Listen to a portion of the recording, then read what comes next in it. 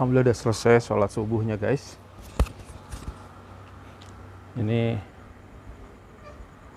lanjut lagi, saya mau ke Wondes, langsung bertempur di Wondes untuk ngupas labu. Moga-moga hari ini puasanya lancar, aman, dan badan nggak loyo teman-teman. Saya tadi sahur pakai daun jambu monyet alias jambu mente. Entah kenapa saya itu bawaannya kalau dari kecil saya tuh suka buah-buahan guys, buah-buahan, sayuran. Tapi ada hal buruk juga yang dulu saya dari kecil suka dan akhirnya saya hentikan. Soalnya paling seneng gula, susu. Bahkan inget banget dulu kalau di kampung itu saya nggak punya cemilan, nggak ada apa, ada gula, saya makan gula. Jadi gula itu bukan untuk bikin teh, bikin kopi, tapi saya makan teman-teman. Crazy gitu, saya makan gendeng kok. Edan loh. Noe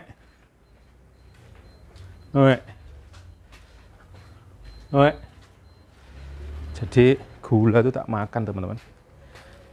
Kalau zaman dulu duduk alhamdulillah gula kita tak puangan, bukan saya bikin teh, bikin susu atau apa gitu ya, enggak, tapi tak makan gula nih. Itu crazy, itu zaman dulu seperti itu teman-teman. Nah ini saya mendarat di Wondes guys. Masih seperti ini suasananya di Wondes pagi jam 5. Gimana sampai hari ke 15 ya, enggak hari ini.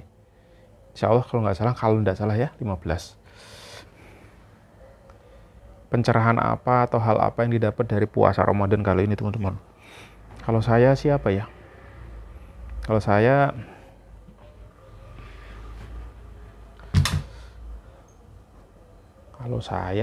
ya apa ya? Yang pasti ini awal-awal puasa itu saya udah mulai makan nasi gitu ya. Terus mulai nggak makan nasi setelah saya mau berapa hari ya, udah semingguan apa ya?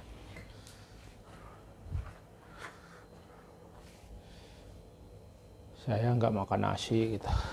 Udah moga-moga ya kepala saya kena nih. Kok kita kependekan ya segini lah.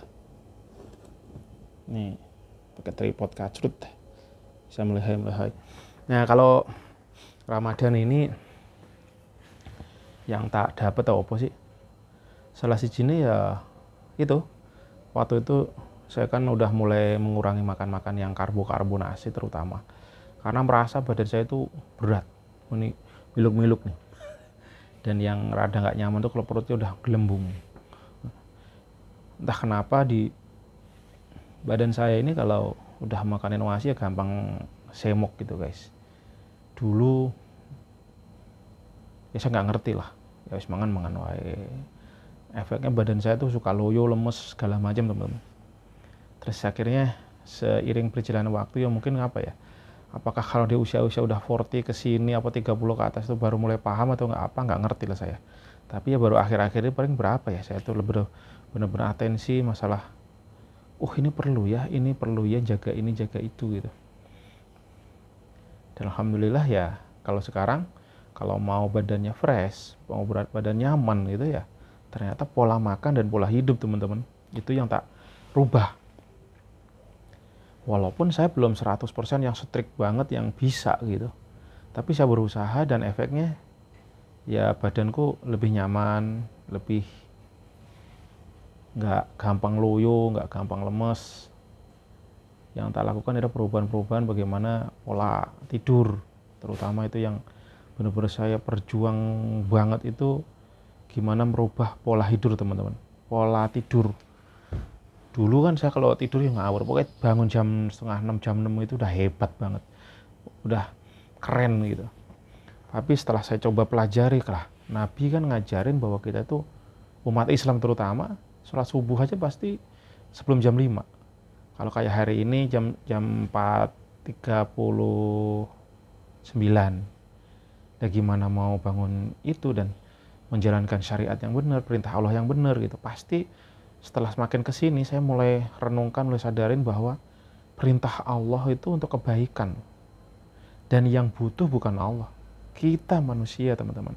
Sebagai rasa sayangnya Allah ke kita, ternyata kita tuh disuruh bangun pagi gitu ya. Itu pasti ada hal yang baik di sana. Dan untuk keperluan kita sendiri gitu kan, bukan untuk Allah. Nah ini yang dulu makna-makna kayak gini nih saya nggak dapet. Tahu disuruh sholat jamnya gini, tapi buat apa gitu, orang ngantuk. Nah caranya gimana supaya nggak bangun pagi nggak ngantuk? Ya pasti tidurnya harus cukup, yang pasti itu. Tidur harus cukup. Nah kenapa Nabi mengajarkan tidurnya jam ba'da isya gitu ya. Untuk ini aja pergulatan batin guys. Untuk ngerubah ini saya betul mesti melewati fase bangkrut, fase gagal, fase remuk redam gitu teman-teman. Ya beneran. Setelah saya hutangnya gila-gilaan, nggak mampu bayar, dan stres gila, otaknya kacau, saya kembalinya kemana? Satu-satunya cara yang saya jalankan waktu itu adalah pasrah ke Allah. Minta, nangis setiap sepertiga malam, terus. Pokoknya udah cupet. Bersyukur tidak melakukan hal negatif, misalnya kayak orang Jepang yang harakiri gitu ya. Bersyukur saya tidak melakukan itu.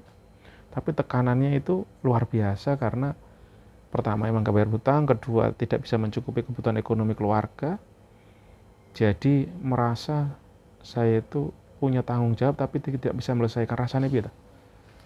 Jadi setiap seakan-akan orang tatapan mata itu ke orang, ke saya itu, aduh kamu tuh gak bisa ngapain, fresh opo-opo. Selalu timbul kadang-kadang hal negatif. Padahal orang belum tentu berpikir bahwa kita tuh begitu. Bahkan orang ngapain mikirin lu, bodo amat, lu siapa ya gitu. Tapi itu muncul setiap orang lihat kita seakan-akan wow gitu. Terus harapannya pada saat jualan siapapun suruh beli produk kita gitu. Padahal kita nggak tahu produk kita kualitas oke apa enggak, bagus apa enggak, keren apa enggak, orang butuh apa enggak. Bunel otaknya, mentok gitu teman-teman. Itu yang tak rasain dulu.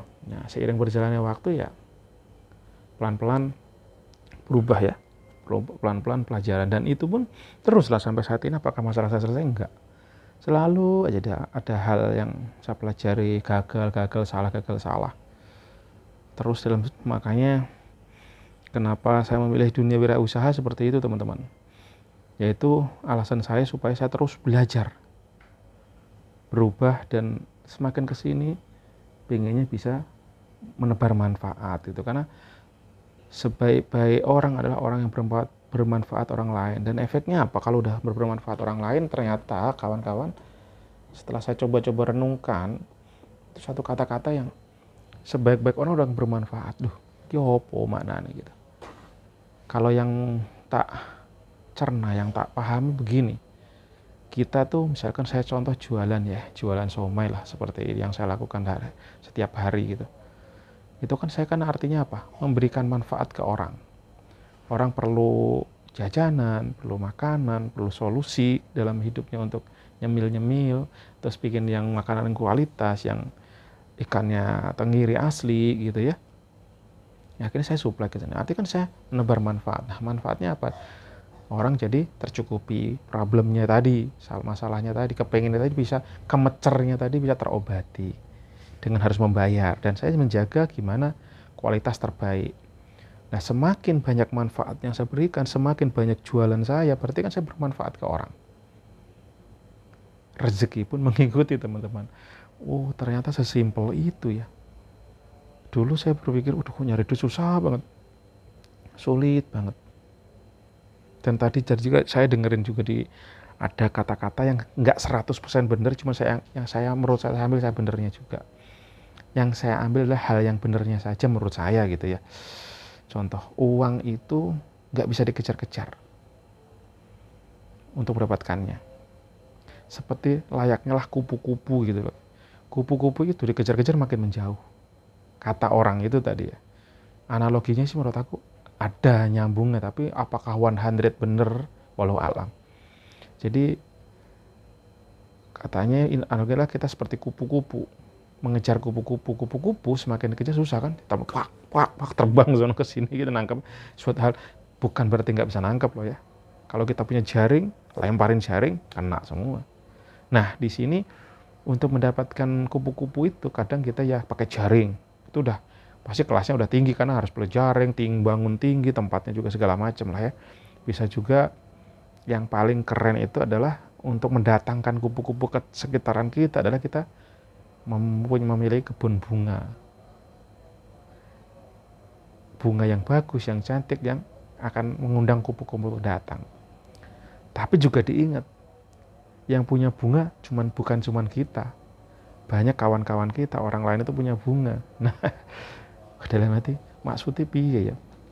Jadi analoginya kita mendapatkan uang duit itu ya seperti itu. Duit itu kalau dikejar-kejar ya kayak kupu-kupu tadi. Yang diperlukan adalah gimana caranya kita membangun tempat di mana uang itu akan datang ke kita. Semisal, ya kayak gini, saya berusaha membangun usaha somai. Nah ini kan nanti kupu datang ke sini. Tentu dengan cara bunganya yang bagus, bunganya berkualitas. Produknya keren, produknya terbaik, produknya bagus lah, yang ngangenin lah kalau kuliner bahasanya gitu. Walaupun jujur saya sendiri masih belajar kawan-kawan, belum sekeren itu gitu, tapi udah ada kok hasilnya ternyata. Ada kok, dan itu bisa gitu. Dan kalau bisa membuat ya kayak gini, bisnis-bisnis yang banyak, keranjang yang banyak, kalaupun satu ya yang terbaik, yang keren, yang kita bisa, insya Allah duit nanti akan mengikuti. Dalam arti analoginya boleh juga nih guys gitu. Kadang kita ngejar duit kemana aja kan, sampai kemana aja, pokoknya kalau perlu 24 jam tidak tidur. Padahal secara syariat, secara alami manusia itu nggak bisa nggak tidur. Yang benar adalah kita bekerja sebaik mungkin, sekeren mungkin pada saat jam kerja, pada saat waktu memang kita bekerja. Tetapi kita berhenti pada saat kita harusnya istirahat. Saya istirahat kapan? Ya gampang sebenarnya, matahari terbenam itu sebaiknya udah mulai. Karena kalau kembali saya mendengarkan bahasanya salah satu dokter gitu ya, beliau mengatakan bahwasanya sebenarnya hidupnya manusia itu ditentukan adalah kayak matahari itu loh. Pagi terbit kita udah mulai aktivitas. Terus matahari terbenam kita menghentikan aktivitas. Bekerja maksudnya kurang lebih mungkin gitu ya. Jadi kalau kita bisa mengikuti rule of the game itu ya badan kita baik-baik aja. Bahkan bisa ngecas lagi, refresh lagi. Tapi kalau kita melanggar rule, contoh kita harus lembur terus sampai jam 1, jam 3 malam gitu. Ya badan yang kena remuk. Yang saya perhatiin ini, mungkin kalau kita habis-habisan rezeki bisa juga datang luar biasa ya. Tapi yang saya coba renungkan adalah kayak kehidupannya si pendirinya si Apple, Steve Jobs. Beliau lah kayanya luar biasa, rezekinya edan. Saat dia mau memulai usaha itu bahkan begadang sampai pagi, makannya ngawur. Pokoknya terus meres otak. Bahkan dia salah satu pecandu pengguna narkotik kalau tidak salah, ini mohon diluruskan. Kalau nggak salah dia tuh pengguna ganja atau apa. Keluarganya juga tercerai-berai. Awal-awal entah nikah, anaknya juga nggak diakui atau pilah, konflik seperti itu. Ternyata di balik hidupnya yang luxury mewah itu ternyata ada kepahitan hal yang melanggar rule menurut saya, melanggar rule syariat lah. Syariatnya mestinya orang istirahat, beliau nggak istirahat. Syariatnya kalau makan tuh yang baik-baik, tapi beliau makannya yang junk food. Bahkan sampai dia itu pokoknya gendeng lah pola kerjanya. Dan ujungnya apa teman-teman, kawan-kawanku, berita buruknya beliau dalam sisi uang dahsyat. Siapa nggak kenal Apple? Bahkan jujur saya sendiri pecinta Apple setelah saya menggunakan saat ini adalah laptop saya MacBook gitu. Tapi di balik itu, di balik kesuksesan yang luar biasa, apa yang terjadi kawan-kawanku? Beliau kena kanker dan tidak bisa tertolong sampai beliau meninggal. Kanker usus ya, kalau tidak salah ini. Tapi mohon dicoba cari literaturnya benar apa enggak. Cuma yang ingin saya katakan apa? Kalau dalam Islam yang saya pantau gitu ya, sahabat Nabi itu banyak yang kaya. Tapi kaya seperti apa? Beliau waktunya kerja, waktunya ibadah sholat, berhenti sholat, kembali kerja maksimal lagi. Tapi apakah malam beliau lembur? Enggak, waktunya istirahat pulang. tidur, sepertiga malamnya dipergunakan. Jadi kalau yang saya coba pantau, ini saya baru dapatkan ya, entah berapa tahun yang lalu saya coba mulai ngerti, oh iya ya, untuk kaya itu kawan-kawanku, penentunya bukan kita. Sukses itu sebenarnya penentunya bukan kita, tapi ridhonya Allah Subhanahu wa Ta'ala. Aksi kita habis-habisan bagus, tapi ada rule of the game supaya badan kita kuat, badan kita sehat, gitu teman-teman. Jadi kalau Islam ya kayak gitu, ibu kerjanya bagus, maksimal, disiplin, kualitas terbaik, tapi tetap jam-jam tertentu kita melakukan ritual ibadahnya, tentu untuk mencari apa? Kenapa sih? Menurut saya ini logika saya orang awam gitu, bahwa sholat misalkan kenapa subuh, kenapa duhur gitu, karena di jam-jam itu kalau kita melakukan aktivitas dahsyat pasti akan ibaratnya loyo turun. Nah pada saat kita itu seakan-akan kalau kayak HP ngecas gitu loh, dicas terus. Waktu sholat kita on time lebih awal, rawatib, wajib, jamaah, jalan kaki ke masjid atau bergerak, itu merefresh lagi, mengecas lagi, dan akan on lagi. Tapi kalau kita hajar terus badan kita, ngecasnya enggak. Mungkin ngecasnya makan iya, tapi ngecas secara spiritual, secara psikologinya bisa. Makanya kenapa banyak kayak orang di Jepang ini maju luar biasa, kerja gila-gilaan, sampai lupa waktu, tapi ujung-ujungnya apa? Bunuh diri. Hampa. Karena secara apa ya, mentalnya kena gitu teman-teman. Ini sih coba saya renungkan, saya pelajari gitu. Jadi saya sekarang bekerjanya saya bukan ngoyo seperti zaman dulu yang harus begadang, enggak. Saya nggak lakukan itu. Justru saya balik. Pada saat kerjaan saya santai aja. Tetapi tetap kualitas, cara-cara yang elegan, harus pakai smart gitu kan. Kita kalau aku dulu kerja itu kalau mau mulai usaha dengan pokoknya kalau bisa kerja sendiri, kerja sendiri. Ngapain gue harus bayar orang? Sayang. Pola pikir itu pun berubah, bahwasanya kalau kita bisa mengerjakan orang, membukakan rezeki orang, kita akan dibantu dan akan ditambahkan nama Allah rezekinya.